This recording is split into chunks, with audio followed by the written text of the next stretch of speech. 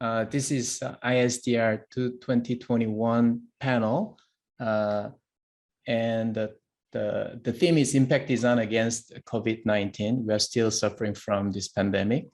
The panel will be, we plan to organize this panel in 2 parts. First part, we will give you a position talk. So the 5 presenters, panelists, will give about 8-minute presentation. And then afterwards, we will open up the discussion. So before then, I will just briefly introduce this panel. So the title of this panel is Impact Design, and this impact design is design approach. We initiated Department of Industrial Design at KAIST.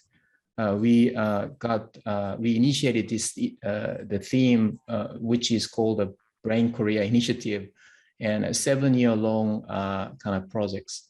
And basically, it's not really a new idea. It's basically, we borrowed the idea from impact investment, where the investment focus on social and environmental impact as well as the financial rewards. I think design is also, to be sustainable, we have to take care of those 3 issues together.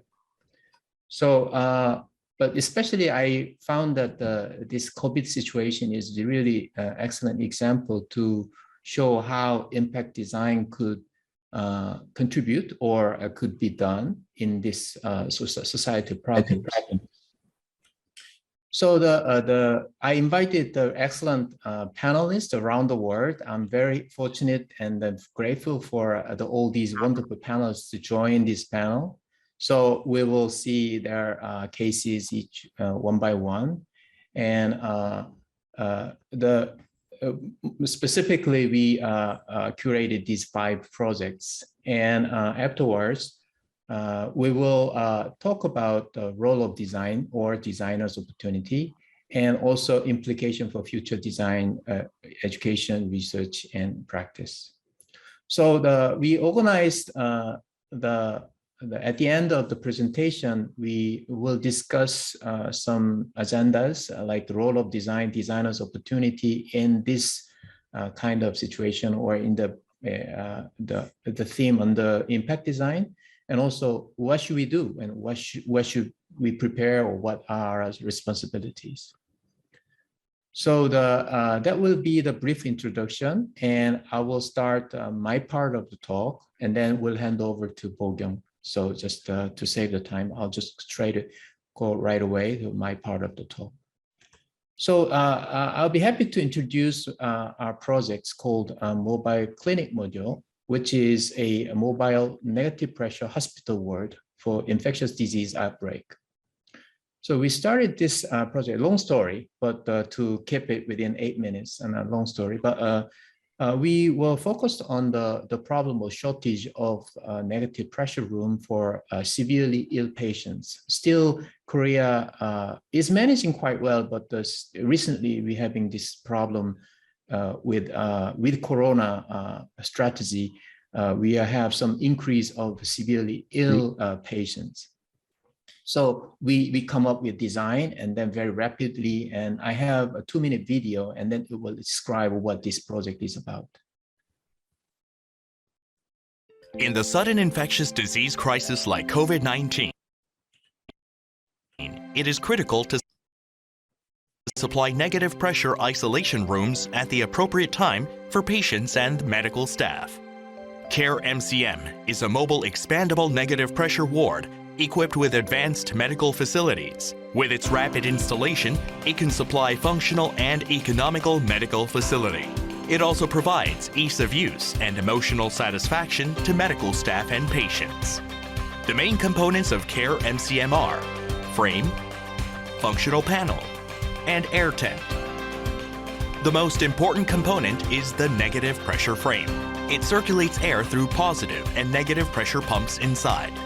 It allows individual adjustment of the air pressure in spaces on both sides. Functional panels are wall components that provide a variety of functions. The glove and pass box panel allows medical staff to deliver objects or perform simple treatments to patients without wearing protective clothing. Medical facility panels are equipped with medical gas and device connection terminals. Other functional panels include the transparent window and toilet. The last component is the air tent. The inflated tent is harnessed by the frames and functional panels assembled in the square holes. The connection bar increases the stability of the assembly. It also works as indirect light. The user can freely adjust the color temperature and brightness of the light. CARE MCM can be used as a medical facility for various purposes. It can be assembled for negative pressure ward for severely ill patients, temporary isolation bed in the emergency room, screening clinic, and so on. CARE MCM takes 15 minutes to install a basic unit consisting of an anteroom and a patient room. It can reduce the cost about 80% compared to renovation of an existing hospital building. CARE MCM is easy to install, store, and transport. When compressed, it can reduce the volume by 1/10. The entire ward can be transported by air. Are you searching for an easy, rapid, and economical solution to safely treat patients in the infectious disease crisis? It's CARE MCM. So this is a concept video, and we actually built this into a prototype and a commercialized product like this. This is the mock-up version of the MCM. And at the end of last year, exactly when we had a severely ill patients are suffering from the shortage of these hospital beds, we released this issue, and then the many media in Korea and worldwide interested in this idea, and we were really introduced. And after that, we implemented this idea in real hospital, and then into a emergency department of a private hospital. And recently, we implement this idea into a gym situation. So this was done in last summer, and I'll just give you a short video about this too.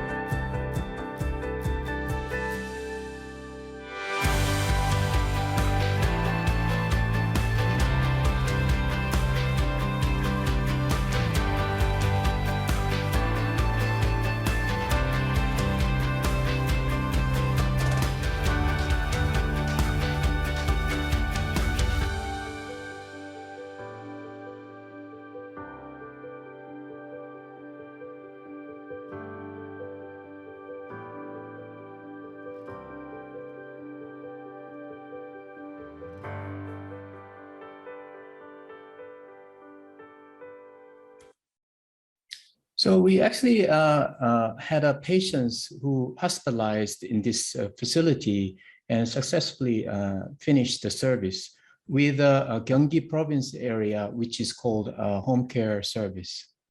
So, I mean, this time is too short. So we had a few challenges for this project. And I think the first one was dealing with agility, and we had to do co-design rapid prototyping in a very short period of time. And also, I had to integrate diverse specialisms, and I had to gain trust, and also the sustainable collaboration. I had to think about how the rewards can be well distributed and recognized, and also resolving conflicts among design requirements as well as the kind of partners and stakeholders. But meantime, I saw that more opportunities will come in a public sector like this, and as a design, as an agile solutionist, and keep with the rapid prototyping, people-centered design approaches, and dealing with ambiguity, and also keep focusing on the finalized products, and also being creative as an integrator together. I think there are more chances.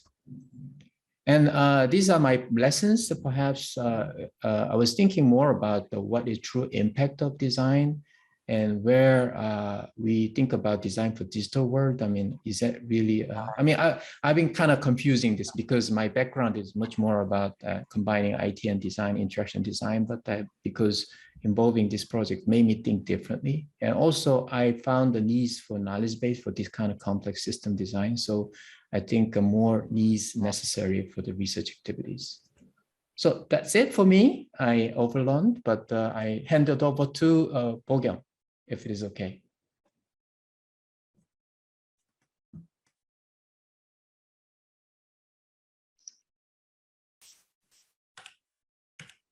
All right. Can you see my screen? Yes. Okay, thank you. Okay, hello. My name is Bokyung Lee, a senior research scientist at Autodesk Research. And today I'm going to talk about how I integrated a multidisciplinary design thinking as a way to support COVID-19 pandemic. So the COVID-19 has changed our lives dramatically and made us to rethink about new policies for our communities, right? Like such as masking or social distancing. And it also forced us to reconsider our built environment. So in Canada, like a lot of restaurants, hospitals, and workplaces are spending a lot of time to reconfigure their layouts to minimize the risk of infection. But actually, this is a very challenging task. To better understand the stakeholders' difficulties, we did a group interview with Public Health of Ontario, and they highlighted several dynamic factors that make this problem very complex. First, the virus transmission depends on the geometry of the architecture and the HVAC system because it affects air diffusion and airflow. And it also depends on the dynamic human behaviors, such as congestion or social interaction or touching the elevator button, which is often hard to predict. And lastly, the human behaviors occur over time at different places throughout the building, which creates complex design like human behavioral dynamics. So our ambitious goal was to integrate this longitudinal, behavioral, and architectural factors all together to support better decision-making for our future buildings. So in a nutshell, we proposed a system called OXIM that simulates occupancy behaviors within a given building model and then layers on virus transmission so that designers can be aware of how their design will be used and evaluate their risks in advance. So to do that, we designed the virtual humans with agency that reacts to 3D environment. So we embedded contextual information within the 3D building model. So whenever designers change layouts or configurations, the AI virtual humans react accordingly within the tool. So this is another sample result from our collaboration with the actual restaurant building in New York. So you can confirm that the virtual human behaves differently based on their color-coded roles and the restaurant layouts. And specifically for COVID-19, we incorporated like 9 contagion-related behaviors that epidemiologists highlighted with our virtual humans, which are like breathing, sneezing, coughing, talking, surface touching, face touching, or hand washing. And then we layered on like air-based transmission model based on the grid system in the architecture. So each cell has a contamination value which diffuses and decays over time and react to the airflow of the building. And the virus particles enter the air from contagious individuals at a rate that they breathe, talk, cough, or sneeze. And every inhale, the virtual humans take in a certain ratio of virus particles, which could lead to infection. So in summary, like we are simulating the air quality in the virtual space and the potential risks for the potential occupants. And also we also integrated surface-based transmission because back then we were not sure how the COVID-19 is transferred in the space. So we kept track of all the virus particles on hands and objects. So similar to the air, the virus particles on surfaces also decay and decay over time based on the half-life value of the material of each object. So whenever the touch interaction happens, a certain ratio of virus particles are transferred between those two surfaces. So more fun part was actually to make this new technology usable for people. So we developed an interface that users can import a 3D building model created from other design tools. So any like restaurant owners or pharmacy owners can actually test their design or their environment with our tool. And we provided a wide variety of customizations. For example, like users can activate or deactivate portions of the space, and they can also make a high-level configurations by moving or relocating furniture or adding partitions so that they can compare the results from those two different settings. Users can also customize occupant behaviors by adjusting their roles or initial health state, entering time in the building, or mask wearing status, or social distancing status. So this way they can simulate various different scenarios for different contexts, whether they are in the office or in the cafe. Two types of visualizations were provided. First is a situated visualization that represents the level of contamination using a heat map in real time. And the second was a timeline-based visualization, which provides temporal aspects for more scientific analysis for policymakers at the government. And afterwards, we evaluated our system with multiple potential users like architects and building facility managers and small business owners and policymakers at Ontario government. And we discussed how Oxum can provide impacts to different types of society. Okay, so this was a super quick overview of our project. And now I'll quickly talk about our main challenges and lessons. So first challenge was that we tackled problems that require multiple different domain knowledge. Now, as the project is done, I was able to quickly draw this Venn diagram of multidisciplinary blueprint of our entire project. But actually, I had a lot of difficulty in clarifying what kind of knowledge I need to integrate and what kind of synergy we can create by intersecting from this intersecting area from the beginning. So actually that delayed my project about more than a month. So I recommend like future researchers to spend some time like clarifying what are the things we can do and we cannot do, and whom should we collaborate with, and what synergies do we need to we can expect from multidisciplinary integration.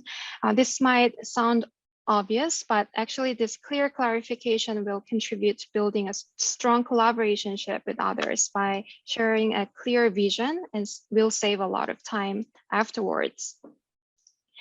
And another difficulty was in the communication with multidisciplinary researchers and a wide variety of stakeholders.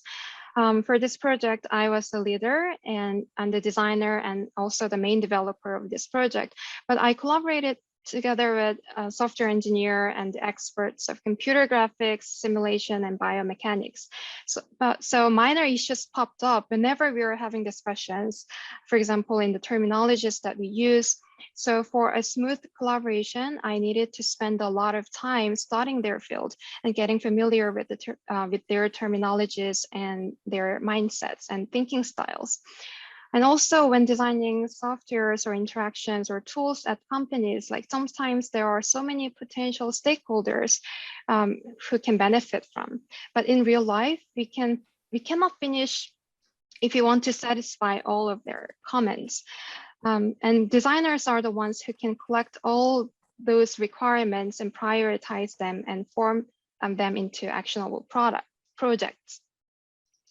So as a concluding remark, I would agree, I would argue that designers are the ones who can lead multidisciplinary projects successfully. And in order to do that, we should clarify what are why we need to integrate different fields, and we need to communicate them well with people across disciplines, and we should not be afraid of learning other disciplines for a smooth collaboration. So yeah, that was my presentation, and thank you for listening. And I will hand over to Jouke, I think. Thank you. So good afternoon, good morning. And I apologize. I had to switch computer, so rather than doing what I had to do, I had to go. So I have to, let me check. So in the meantime, I will briefly talk about the initiative that I was working with was working on a very modest thing called okay. So I will. I cannot share sheets with you, so I will. I will actually just show you what I've made, and for that I need to switch off my background, I guess, because I tried it and it didn't work. So the project I worked on had to do with a very simple product, which is a mouth mask. So we here in Belgium at Antwerp University were asked from colleagues of us from the academic hospital that in March there was a shortage of masks. And basically it was a message sent to everyone at the university. Well, whoever has masks or whoever has ideas to produce them, let us know, because we're sure that we are going to need some. And in the initiative that I started with together with 2 other professors and 9 PhD, we basically reinvented the wheel. We did something that was already there, but there was no knowledge within our country in Belgium about how to make masks or how to validate masks. And now I'm talking about the medical N91 or KN91 or FFP2 masks that we kind of know. And so this was basically a kind of an enterprise where we had to find out what the masks actually is, and then had to also explain it to others what the quality of a mask is. So this had a lot to do with finding the right materials, the filtrates, which everybody knows is a particular kind of plastic, but it was just not in-house. Nobody had it. And secondly, so we have to find alternatives. And secondly, we have to find a way to certify and to test the quality of masks, not just of our own masks or whatever prototype we made, but also of a lot of other masks that were imported into Europe. And we were suddenly from a research group, a research group, we're suddenly an authority in testing and validating masks. And on the one hand, this was a very kind of simple product, but it's a very complicated one in terms of organizing production, because this has to be produced with particular kind of machines that were also difficult to get. You need to have ultrasonic welding and ultrasonic cutting or laser cutting. And at the end, we ended up with a system for emergency production where we hired students, about 20 students, that we used in a particular kind of production setting. And we produced about 20,000 of those masks that were sent to the hospital, both within Belgium and also for some other reasons. That we shared it with through Europe, European Commission, to relief efforts, especially in Lebanon, where there was this explosion in the harbor, and then we shared our product also with them. So this is basically for us very interesting times, and the challenges we had, or the successes that we had, the critical success factors, were on the one hand that we had a system which was working because the rest of the campus was closed down. So during lockdown, nobody could enter any of the facilities. So we were the only ones that could use it, which means that we had all the facilities of the university at our use. And this is also the case for materials and so forth. So we had quite a substantial budget for obtaining alternative materials and testing and so forth. Of course, the other thing is that we had very bright minds, just as the others already explained. So we had, in our case, about 12 PhD students that worked on this from the start. And basically it was, first we had 2, and then we had 5, and then we had 8, and then 12. And we just continued basically also during the weekends. And we had, so due to the fact that we had complete access to the facilities, we were basically converting the whole university to a design agency, which worked 24/7. And of course, there we had a lot of contact with the hospital. So we tested a lot of prototypes with them. And at the same time, we heard their stories about what's happening in the ICU. So we were kind of infused by what was critical there. So our challenges that we had were, first of all, the communication. And I think communication with external people, we were having a lot of requests by the media to test masks from somebody else, from other continents and whatever, but also from emails from random people. So those could be people in the hospital, dentists, other people that were just wanted to have more information.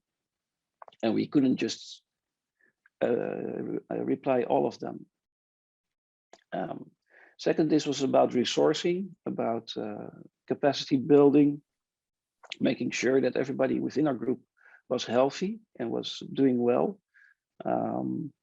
Also, we had a great support from the legal team from our university, which is also very important. And then finally, this is one of the most complicated political situations. So we had a lot of contact with both the ministers here of healthcare, and we're a very small country in Belgium, but Belgium has different governments because we are separated in different, it's like a federation. So we have 9 ministers of healthcare within our small country. And we had to inform a lot of them. And at the same time, they also expected a lot from us beyond what we could do. And finally, it was about cutting the noise. So on the one hand, it was about having a great research team working as a design agency. But then it's also about cutting the noise and just focus on what's important and not trying to do other validations or other things that might be of interest or might be very important, but you're limited in what you can do. So and finally, so this endeavor that we did in 2020 ended in the summer, somewhere in the summer of 2020, and then we switched over. So we gave all the knowledge that we had to a joint venture of the university with a number of companies, and there's now an automatic emergency production in the north of the country. So now from producing, so we could produce about 1,000 masks a day, and I was very happy about that. But they can produce way more. And at the same time, it's kind of weird because we're focusing on sustainability, on people, planet, and product, and profit.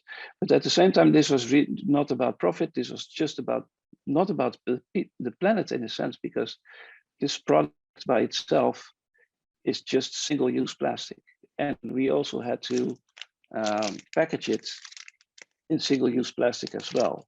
So that we had to really focus on the health of people. And that's kind of a contrasting kind of story as well. This is my presentation. I apologize for not sharing any visuals with you other than the actual product. And yeah, I think the thank you. story, yeah, we could focus on what you said. So that was fine. Yeah. So should we move on to the next position talk? Will be Professor Su. Okay, thank you. So I will share my screen. Did you see that? It's coming up. Oh yeah, now I can see. Yeah. Okay. So today I'm going to share some of our we designed some, we call it Huoyan. Huoyan is a name that we try to learn from, like a Xi Yu Ji, which is a traditional Chinese or a saying. So to see the virus, whose eyes is very powerful, you know.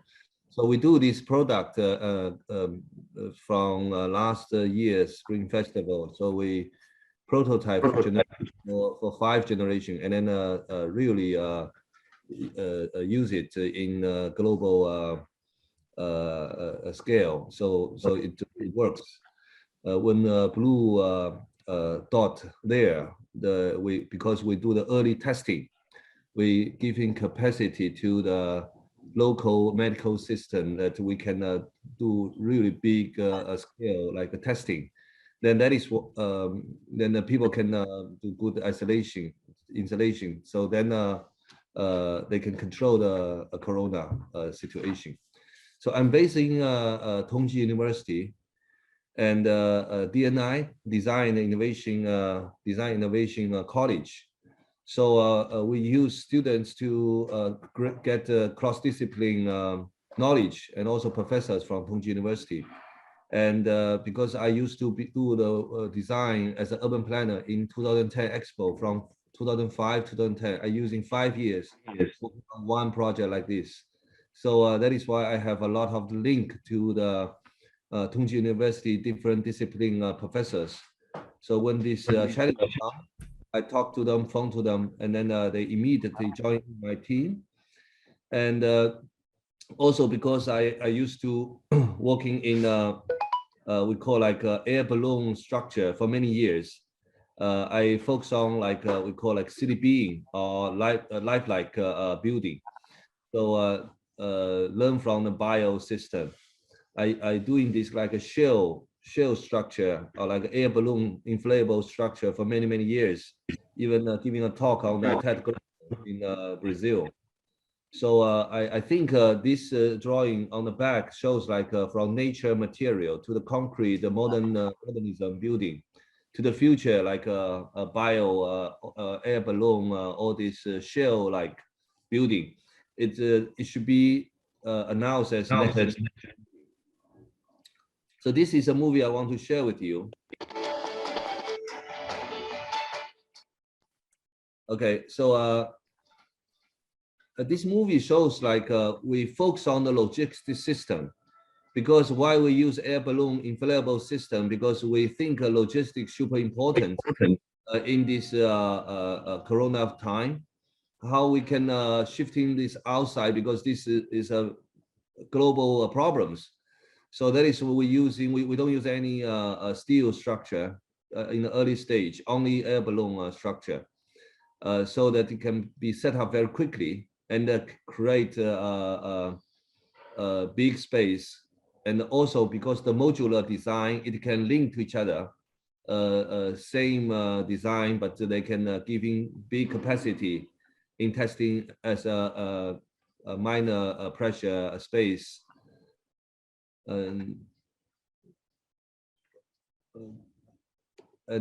So this is the real data. The real data that showing when the red dot spread out, how the blue parts put down the red parts. So that's the situation in that time. So that is why we be published in the Nature. Also, we be used in Beijing, Hong Kong, and then many African countries also. And win Red Dot last year, best of the best. And also we try to set up many standards also, and then pushing the theory level. And also we're using the same methodology to the hospital and develop a lot of modular smart devices like different. So our theory is like to integrate all the technology cross-discipline. The designer should put this technology into modular solutions and then put into the real environment. So there is two steps. One is like design. Second is like planning and settle down. So in the same theory that we create a lot of these kinds of mobile solutions, testing lab like as a car. And in the future, we hope like we can continue the studies in because we do this air inflatable structure as a temporary structure, but we hope like in the future we can make it as long-term solutions. But we're using robot. We're using robot to put this as a real. So we do this for many years, air inflatable system. That is why we can quickly share the solution to switch from the old knowledge into these corona solutions. So I think this is also some design that we used to do in because we believe like the biosystem. To create a big space, a big volume of space, which air quality inside. The best way is to use the skin, the air balloon skin, learning from the nature. So this is our not for Corona, but we continuously working on this system using 3D printing and air balloon share space to create building. Okay, maybe. I don't know whether I'm running out of the time, but that is my share. Thank you. Great. Yeah, thank you very much. So the last position talk. Perfect. So my name is Lennett, and I am here to talk about how open innovation can enable collaboration in times of crisis. So I'm here to talk about open innovation and collaboration in times of crisis. And at the start of the COVID-19 pandemic, I was a senior designer at global design firm IDEO on their open innovation team, where we ended up launching and running a series of challenges related to COVID-19, much of which is what I'll be talking about today, but acknowledging that I no longer work at IDEO and am now at a nonprofit working on opening up supply chain data for the apparel sector. And I'll weave in a little bit of that into this talk today as well. But to begin, just wanting to take us back to the conditions, at least that I know myself and my community were facing at the start of the pandemic. A lot of people were, as we sort of went into social isolation, social distancing, while we were trying to figure out what was going on, a lot of people felt helpless, but at the same time really wanted to help. And so felt sort of trapped in these isolated bubbles, not really knowing what they could do to help their communities. Conditions were changing really quickly, so it was hard to grasp patterns in the innovations that were starting to come through because we had sort of different conditions we were dealing with every day, and we weren't seeing each other sort of moving through those conditions. And so much was shifting from in-person to remote work. We were kind of grappling with that shift, and I would say not really, or only starting to be at the beginning of seeing and understanding the possibilities of that shift. And so with this, my team at IDEO launched a series of open innovation challenges. And essentially what our team existed to do was invite the world in to design solutions to the world's greatest problems together. And so this was something that we sort of took into the COVID-19 pandemic to think about what we could do to help. So I'm going to talk about the first two challenges that we launched, which is our Communication Inspiration Challenge and the Business Pivot Challenge. And the goals with these two challenges were that the first being that we had the ear of people with power to make change in these situations, essentially. So we knew that we were going to be able to feed them insights that they weren't necessarily getting elsewhere. And we would be able to do so with immense speed because of the scale of our platform and the number of designers and researchers and community members we were able to reach. And the second is that through our platform, we would be able to create public goods that not only those people who had decision-making power and access to resources could use, but also that anyone could use to navigate sort of these new times and conditions. So that was really the goal that we entered into these projects with. So I'll start with the Communication Inspiration Challenge, where we were asking, how might we rapidly inform and empower communities around the world to stay safe and healthy during the COVID-19 outbreak? I'll add that we launched this challenge within days of going into lockdown in the United States. It was a pretty incredible response. We had tens of thousands of visitors to our challenge and over 1,000 contributions within 48 hours of sort of putting out this public question and inviting people to either share their experiences from what sort of their lived experiences in their communities or ideas that they had that answered this question. Ultimately, I would say there were three main insights that now might feel very basic now that we've been in the pandemic for some time, but essentially synthesizing the submissions that we got, we were hearing that people were seeking many types of information from many different sources, the validity of which varied greatly, that behavior change was largely being sparked by creative and local messaging that sticks. So we think about sort of starting to understand what social distancing was, masking, washing hands, all of these different things were sort of being communicated in different and creative ways, but the really localized messaging being the messages that seem to be working the best. And that people were coping by finding ways to help. And so we were, again, these are the early days of the pandemic, but we were starting to hear sort of trickles of information about how people were starting to reach out and help each other. With this particular challenge, what I would say is that ultimately the result was that we were able to compile a synthesis report and share it with the decision makers who we had access to.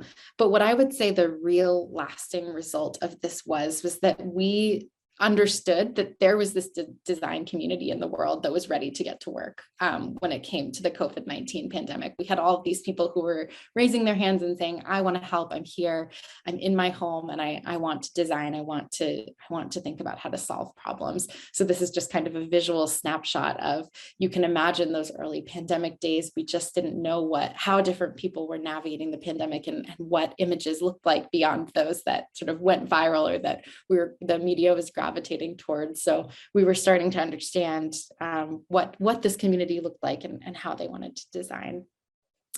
So we then launched another challenge, the Business Pivot Challenge. This was a month or so later, looking at all of these different pivots that we were seeing. And you heard examples of this in this panel already, of how different businesses were starting to pivot in a variety of different ways to adapt to the COVID-19 pandemic. And so we wanted to understand sort of, are there lessons to be learned from all of these pivots that are happening or could happen in the coming days that would both respond rapidly to the needs of the pandemic, but also we were starting to hear conversations about how do we design for the just and resilient future that we need and want? Is this a time for sort of a great redesign or a great rebuild? And how can we be thinking as we sort of change the way we're doing business or changing the designs that we're making, how can we be thinking and designing for the long term and not just for these short-term crisis responses? So that was the question that we put out. In synthesizing again the hundreds of responses that we received, we were seeing businesses pivot in 5 main ways. So revisiting their purpose, repurposing their capabilities, redefining their methods, reinventing engagement, and reimagining collaboration. A few very quick examples. I don't think we have enough time to go into everyone in depth that I can share with you here. So we have and wider, where they went from capturing insights from workers to improve working conditions and well-being to redesigning their digital survey to gather more immediate needs and concerns created by COVID-19 to help companies better support their employees. And then we have the Monteverde Institute, who were sort of providing more broad educational programs about sustainable tourism and pivoted to really supporting their community in growing, harvesting, and cooking more resilient and traditional crops to minimize food security and improve self-sufficiency. We see Unity, who had always been creating last mile solutions for smallholder farmers worldwide, and moved to a mobile marketplace that helped connect farmers to buyers in order to keep businesses open and reduce food waste. And lastly, Wondertree, so had been and is a educational software tool, but thinking about sort of how do we move physiotherapy into the digital world. So just some examples of some of the pivots that we were reading about early in the pandemic and the lessons that we were able to learn there. The last one that I'll share is from the organization that I ended up joining, where we are working to open up data about apparel supply chains around the world and sort of pivoting to be able to show which facilities were producing PPE, and also the ability to report apparel facilities as closed during the pandemic to start to understand sort of what trends and shifts we were seeing in apparel supply chains, and also allow workers to say, you know, my facility is closed, and get access to the resources that they need, that they needed. In terms of the sort of challenges throughout these we call them challenges that we ran, I would say a few specific pieces come to mind. So one being that open innovation certainly has limitations. While you can sort of see the power and the scale and the insights that we were able to draw really rapidly, you don't have control over who you are working with, and sort of what biases there might be in the audience that you have. In these kinds of situations, and I think as everyone has shared on this panel, in these times of crisis, you have to move really quickly to stay relevant. And in a team like ours, where we weren't necessarily designing one thing, but trying to create the conditions that would allow communities to design, it can be incredibly taxing to try to stay in a topic that is relevant since conditions were changing so rapidly. So care for team was a really big challenge. And then one unfortunate observation that I had was that a lot of the collaborative spirit in sort of different organizations we were partnering with or working with sort of waned as the crisis waned. And so there was sort of this initial wave of like anyone wanting to contribute anything to sort of make programs work and come together in a time of crisis. It's interesting how over time sort of that collaborative spirit can start to wane as we sort of go back to our habits and systems that we're used to having function. So I guess an opportunity being, how do we sort of keep that collaborative spirit alive? And then in terms of lessons learned, I think when I think about what we learned from all of these designers and communities, one thing that I really took away from this, and one of the reasons why I ended up moving into the work that I'm doing now, is thinking about what is your strength? what are the resources, knowledge, perspectives that you might have that allow you to move more quickly than somebody else when designing in times of crisis. I think the other piece to respond to one of the challenges that I shared is making sure to take care of yourself and your team. Even if you're not sort of a first responder, this kind of response work can be very taxing and challenging, and you can't sprint forever. And I think one thing that we have learned from this pandemic is it was not something that is over quickly, and many crises are not. There's sort of that initial response that feels quick, but then you do need to have sort of resilient design in mind. So thinking about that in terms of taking care of your team. And then the last piece, the ultimate takeaway is that people inherently want to help in times of crisis. And so maybe you're designing yourself and creating some of the amazing solutions that we've heard from other panelists, but also what opportunities can you create for collaboration and connection on different scales and in your communities. So is your place in the crisis to help others design better? And maybe that's where you see yourself. So that will conclude the first part of the position talks, and excellent kind of overview of variety of projects. Yeah, I think there are two parts. So we can directly go into the two topics that we suggested. But in the meantime, I am curious whether there are some short Q&A sessions before we move on to these roles and what should we do discussion. I'm wondering, yeah, I wonder if there are any questions from the floor, from the Zoom. Then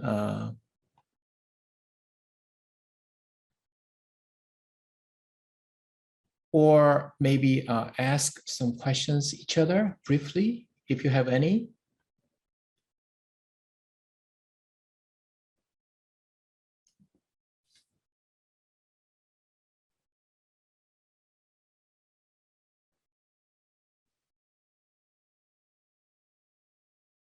Okay, then maybe we can go to the two questions that we kind of composed together with the Bokyung. Bokyung was more like a co-chair of these sessions, and we talked about many things, but because of the time, maybe we can talk about specific challenges and opportunities and lessons, and then put it in our talk, and then maybe then why should be the designer leading this project, and what should be you to run that project? Is there any kind of reasons for this? I mean, can you comment on that, anyone?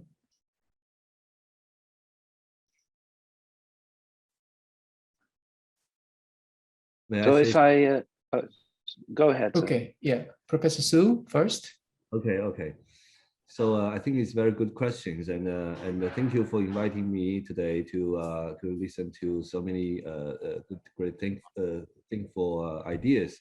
And I think I know Tek-Jin Nam, your program in IF. I think you win IF, right? So we know each other's. I'm sure that we see each other before. So, and about the strength of design, it's very clear. Like because if we put technology and business and design in a triangle system, so I think design starts with the problems, and then when we have the ideas, we can quickly prototype out, and then the technology can follow, and the business can follow. So it's very important to start with needs, and then to the design thinking, and then to find out the first prototype, and people can discuss on.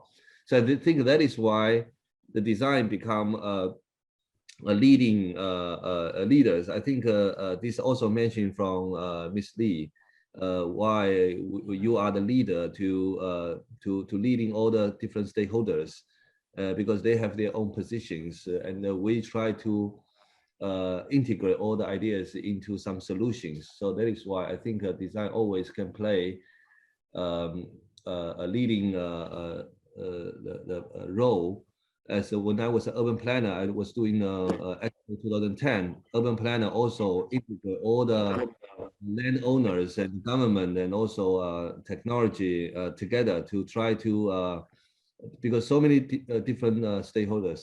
From my Huoyan experience, to solve the problem in a quick time, I used not use the hospital like a supply chain. I used the supply chain for normal people, for the families, like air conditioning, like all the machine in the early stage, and also using all the supply chain coming from because the capacity. So these kinds of thinking, if you go to the professional like technology people, they will focus on, they will stuck in some like small parts that they cannot see the whole picture. That is also when I was a designer, I think we can provide a holistic stories and holistic system thinking. So that is my part, my think.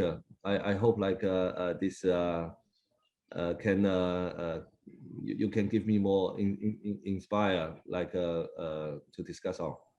Yeah, I agree that the holistic viewpoint is while we can dealing with each individual parts, we stay kind of have a bird's eye view all the time throughout the project. I think it's a great skills that designers could do this kind of project. Jouke, do you want to say?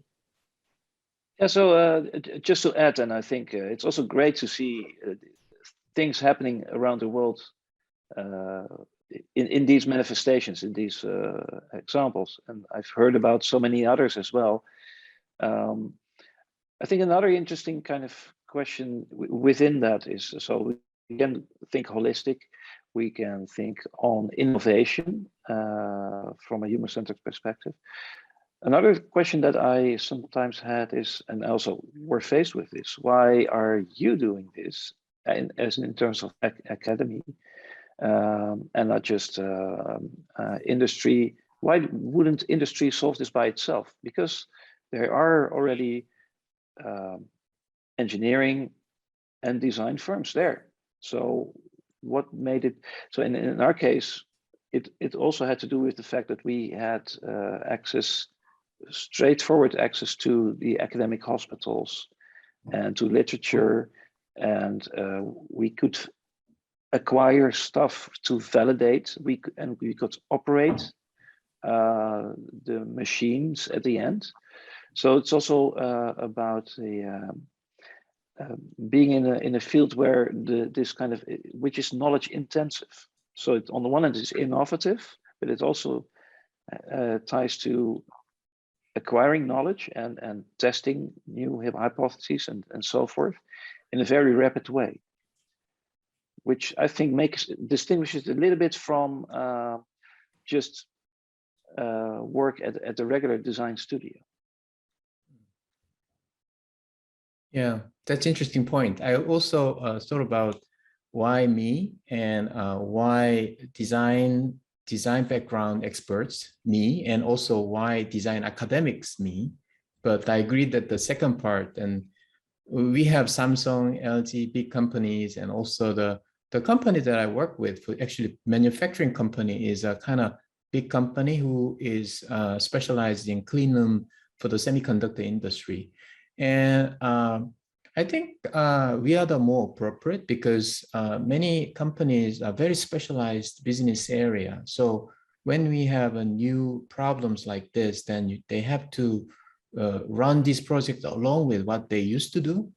And all the decision-making process is very complicated, and they have so many complicated, more like organizational structures, so that when they take the lead, then there are so many influence from many others. But fortunately, not unfortunately, I mean, I was the head of department at that moment, and then the KAIST was proposing to the government that maybe we can do something with the technology at KAIST, and then I circulated all the idea, and then most of the idea at KAIST is still very focused on technology. But what we perceived from design standpoint was many medical field needed very basic stuffs like the PPE or more like a better wearable mask and more like ambulance and those sort of things. But our technology professor was focusing on new materials and new DNA analysis and so on. So it was really be far from actually what the real situation needed. So we proposed, and then we happened to lead, or I happened to lead this large project. So the university have never seen this sort of project before. So we got lucky, and because after 2 months, we showed the first prototype of negative pressure wood, and then they saw that at that time, they were very basic, not very stylish at all, and the color was based on the material that the manufacturer had. But nevertheless, they see the potential, and then they trusted us and then gave the full power. Not this year, the last year.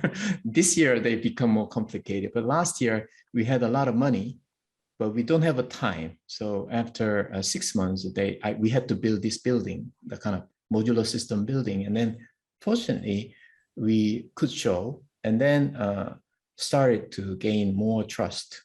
So which means that if this project is run by Samsung or any research institute or more resilient kind of organization, probably it's not possible. Maybe the design department and then one faculty member leading the research team could read, and then that was some kind of success kind of factor for this case. So occasionally, I think it is better to have not someone who is not in a domain area, but someone else can lead. But probably that is the design expert's strength. Yeah, I agree. To add a little bit on that, in my case, I am working in a research division at a global software company, and I end up leading the project because our group wanted to explore how to provide impacts directly to our society and to the end users instead of just innovating new micro-level technologies and just getting patent from that. So designers, I think designers have expertise in building end user applications, and we are the one who can actually deal with the entire workflow of preparing the full package of innovation and solutions, starting from like exploring, planning, designing, producing, and testing. So like going through this entire workflow and the process of design is one type of strength of the designers can have, and I think that's why designers are getting more attention in this multidisciplinary like impact design projects, not only in the research division but also in the company aspect. Okay. So Hannah, do you want to add? Yeah, I'll add one more lens to this, which is I think when we talk about impact design, it's really important also to think about the role of design in mitigating harm for users of what's about to be sort of created. And I am certainly not the expert in this, but there are organizations like the Greater Good Studio and Creative Action Labs, being two in the United States, who are working on community-led design and inclusive design work, where communities are sort of at the center and given a lot of power in the design process. And so the role as a designer can sort of shift when we think about sort of system and impact design to how do you empower the people who are going to be most affected by your design. And I think that's a really impactful position for a designer when we think about sort of unintended harm of a lot of designs that sort of get put out into the world. And so I think that's something that I'm particularly interested in when it comes to the role of the designer in these projects, is sort of helping to bring the community voice forward in whatever way you're able to in your work, to make sure that not just the person who has the most power in the situation in which you're designing is sort of getting the last say, but that the people who are going to be most affected by your design are sort of getting the most say in the project. Okay, yeah, great. So what about the second agenda, second questions? What should we do, or what are the critical skills that we need to train ourselves and our future generation? I think just organizing and being part of this panel, I think from my perspective shows that this is, on the one hand, just as any other kind of design topic is design, and we have the general kind of things. At the same time, I'm not sure where the awareness of all these different initiatives has been mapped. And if I would just focus on, again, on my the things that happened in Europe, even the things that happened within Belgium, there's I think about 25 different open innovation and other kind of projects running at the same time. So just being aware of what happened, and at the same time also trying to highlight these kind of things, just as you're now doing at this IASDR conference. I think it's still, it has a relevance to kind of collect those experiences, and also to see those very impressive global impact that it had. So on the one hand, I think it's about collecting those and reflecting on those. I also feel that they're highlighting a particular kind of thing also, again, on just design as a industrial design field beyond just the things that Tek-Jin and I are normally working on, this, which is more about digital and so forth. This is about physical stuff. And this is also an inspiration for students now and in the future, that even now, still the world of design is not finished yet. So there's still new products that need to be made and need to be made better and so forth. So that's, and there's a need for it. It's not just for so hedonistic or other kind of purposes. This is really to save lives. And I think that's just a wonderful inspiration for new students to do research on and so forth. Sure. Yeah, I was, we briefly discussed, and at the last page of my slides, I was thinking about what is essentials and what is the most essential items to be designed in the world. And then in Korea, especially the world, maybe these days, new generation really much more focused on digital media, and a lot of industries are moving towards to the AI, as we see the first keynote today. And I'm also interested in how the AI will influence our life, but that is all happening in digital world. And I was questioning whether we still have a sufficiently kind of completed physical world. And often this kind of disaster or emergency situations, then if designers are really well prepared, then we could, unfortunately, I had some kind of a role to do that, but I mean, we could have a much bigger roles and bigger kind of contribution to the society.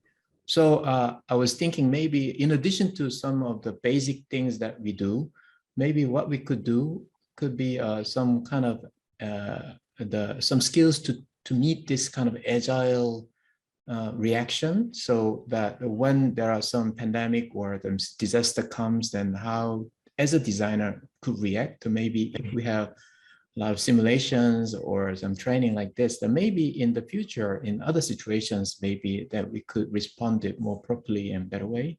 So that is something that, in addition to some basic skills, I'm not saying there's something new skills, but some other training could be done, reflecting on this sort of pandemic crisis. Okay, anyone else? Yeah, maybe I can share some what am I thinking, because after Expo 2010, I was still keeping on training my students on I call like a step innovation. Step means like a social and a technology, and you can say economy or entrepreneurship. E, start with E, and the policy with our government, political with P. So it used to be like a past analyze, but I changed the order into step by step, because the needs coming from the social level. And then we try to using technology to solve the problems. But very important, something always missing in the design training is like economy and political issues, or like we can call policy issues, which is related to the government. Some parts the designers is missing, but always the technology cannot be spread out to be real use. Sometimes it's not the problem of the engineer technology. Sometimes it's the thinking or like the policy was there to stop that. So some new challenge come. Sometimes we need to pushing our government, pushing our money or business parts, investment parts to find out a win-win situation that everyone feel comfortable. For example, when air balloon building coming out, if it was not in this urgent situation, sometimes people will jumping out says that, okay, this could not be a P2 or like a P3 lab, because there's no standard there, there's no regulation there. So the designer should really skillful to negotiate with different partners to say like, okay, we can prove that later. Of course, later on we really prove that. But when things happen, how to talk to different stakeholders to make agreement happen, that is, I think, very important. Some other innovation like. Because technology growing very quickly, as we say, like AI, the AI, there's boundary on AI and human value when they meet, we need to really define the regulation on the policy level, on the business model level also. So that is something I feel in this Boyan case I can get. Sure. Yeah, I really agree with that, Professor Su. And I think to me, the sort of critical skill that designers need is an eye to systems design, because no design is going to exist in a vacuum. And so it is all of those other elements that come into play that will affect how the design is used, who uses it, the scale at which it's able to be produced. That's also important in sort of whether the design is used as intended or sort of brought to the audience it's meant to be brought to. So to me, it is that sort of understanding and view to the whole system and ability to sort of interact with the stakeholders along it to sort of design, not just for the specific intervention that you're designing, but the entire system that it's going to be a part of. So we have one comment from the audience regarding the collaboration and co-creation. I'm not sure whether you see the messages together.